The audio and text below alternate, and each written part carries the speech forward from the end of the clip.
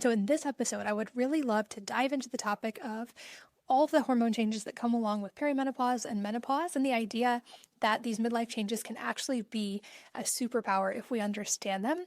To start broad, can you kind of introduce us to the idea that you talk about of, perimenopause being a misunderstood time of life and what we actually need to understand about it? Yeah, absolutely. So, I think this idea that it's sort of this is happening to me and I just have to suffer through it. I think a lot of people hear that, oh, that's just what happens when you get older, or, that's normal. And I think it can be common, but to say that it's normal where, if you just don't feel good, you're not sleeping well, you're having night sweats, those are the things that sort of start the whole process. Maybe your periods are becoming irregular. Either they're more frequent and heavier or less frequent or lighter, but they're different than what your norm is. This sort of starts to paint the picture. Something's quirky about my hormones.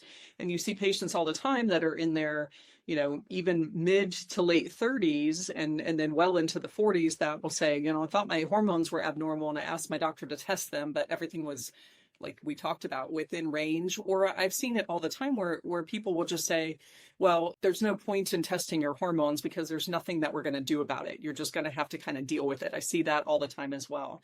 And so that's a really tough time in our lives, especially where we are now.